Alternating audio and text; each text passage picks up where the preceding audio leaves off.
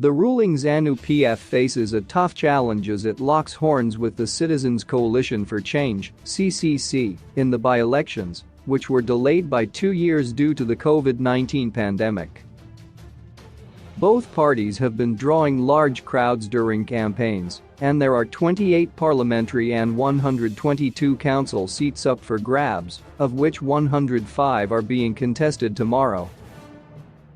Of the vacant seats, the majority of them are in urban and semi-urban areas previously taken by the MDC alliance. The polls will be a litmus test for President Emmerson Mnangagwa's Zanu PF, which is facing the Nelson Chamisa-led CCC. Political observers say the by-elections are a yardstick for political parties to measure their prospects ahead of the 2023 harmonized elections.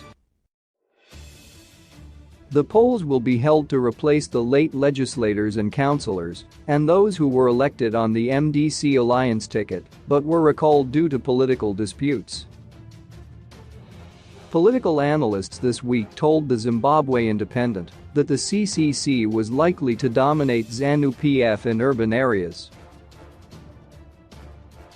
Zanu PF, according to analysts, is likely to retain its Chivi South, Murewa South, Mbarengwa South, Marandera East and Mwenezi East constituencies.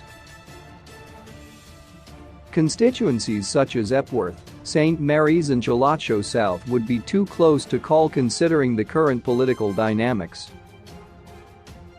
The race could be close in Gakwa Central, where Zanu PF's Victor Matemadanda narrowly beat MDC Alliance Liges Mudigwa, who is representing the CCC party.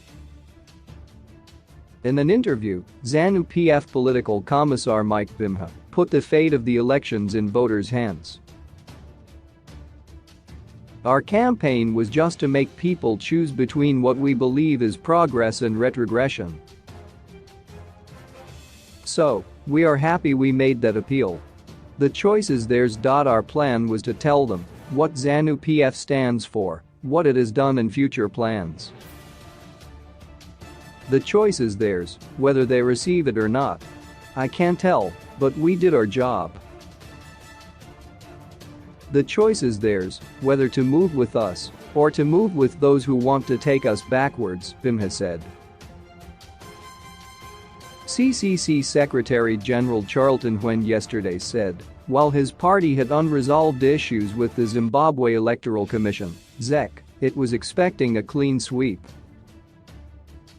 We have issues with ZEC over the voters' roll, and we are demanding that they release the final register. We have instructed our lawyers to engage them, he said. It is our right, and we expect the final voters' roll to be made available to us because there are fears that they are trying to manipulate.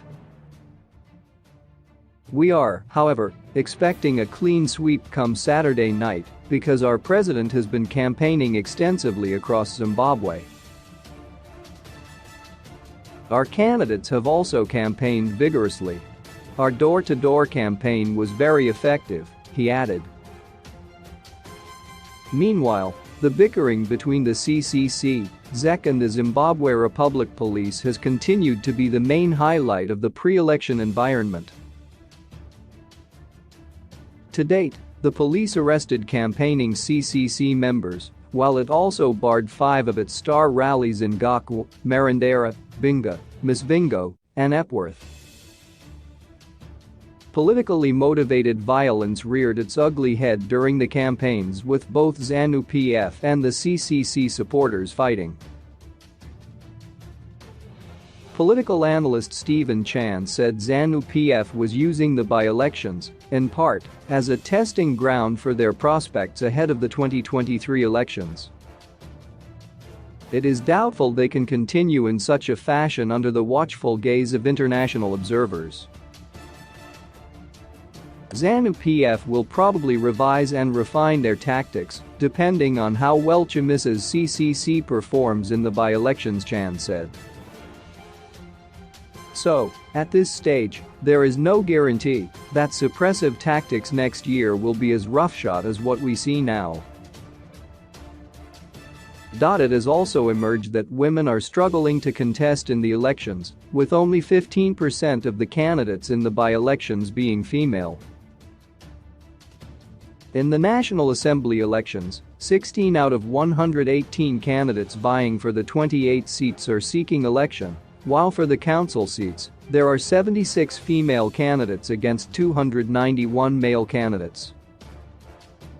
Women's Academy for Leadership and Political Excellence Executive Director Zimbabwe.c said, by-elections in Zimbabwe have generally been low-key with fewer people turning up to vote, but if the crowds we saw in the last few weeks is anything to go by, the stakes are high and the election will be competitive. Unfortunately, the current wave of violence has not spared women, with long-term effects of women shunning to actively participate in political processes as both voters and candidates.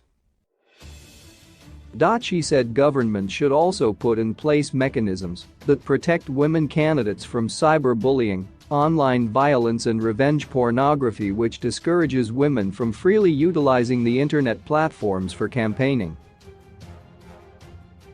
Bing it, bing it, bing it, bing it, bing it.